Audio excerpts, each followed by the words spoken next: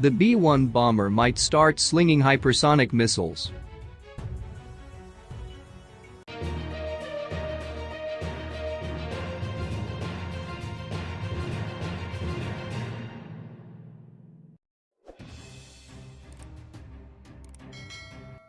The U.S. Air Force is taking a hard look at outfitting the B-1B Lancer bomber to carry hypersonic missiles.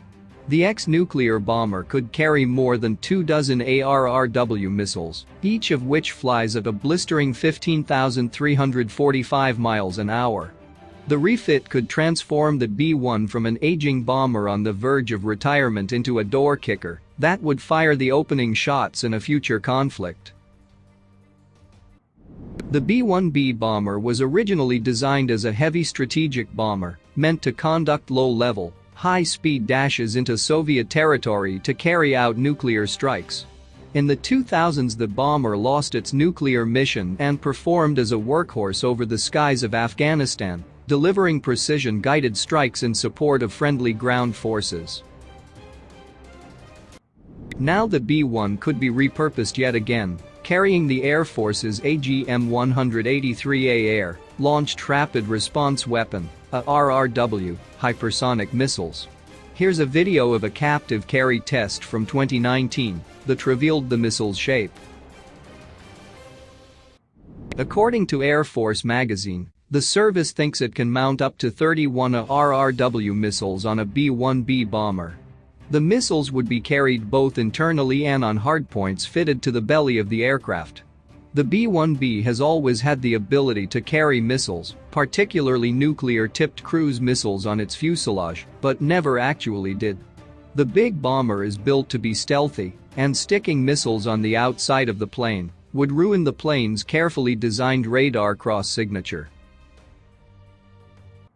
The AGM-183A Aero is a so-called boost-glide hypersonic weapon, using a rocket motor to launch the hypersonic vehicle to a high altitude, accelerating it to Mach 20 like a space-bound rocket.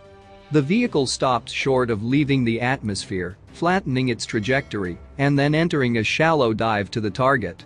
Traveling more than 15,000 miles an hour, the hypersonic weapon travels too quickly for enemy air defenses to successfully intercept. A combination of kinetic energy and high explosive warhead would pack a devastating punch. In wartime, a flight of B-1B bombers, each loaded with 31 arrows, would attack in conjunction with other more stealthy bombers, including the B-2 Spirit and upcoming B-21 Raider. The bombers would launch against pre-plotted targets such as enemy headquarters, fixed missile sites, and other facilities, and would probably have the capability to target newly detected defenses located by bombers and drones.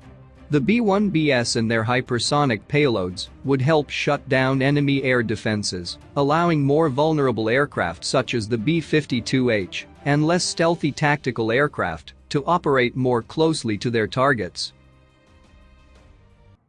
The Air Force wants to upgrade at least a squadron's worth of B-1Bs to carry hypersonic missiles.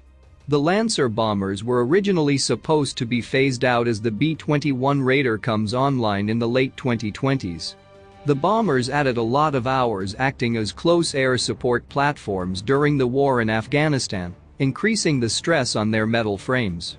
As a result, in late 2019 the Air Force prohibited them from flying low-level missions. The Air Force currently flies 62 B-1Bs out of an original 100 planes. It wants to retire another 15, likely those with the most fatigued airframes. The last B-1B was produced in 1988, and many of the original parts suppliers are no longer in business. The 15 retired planes would likely go into storage at Davis-Monthan Air Force Base in Arizona, where they would be slowly cannibalized for spare parts to keep the remaining planes flying. If the B-1B does adopt this new mission, it will cap off what is by any means an extraordinary flying career.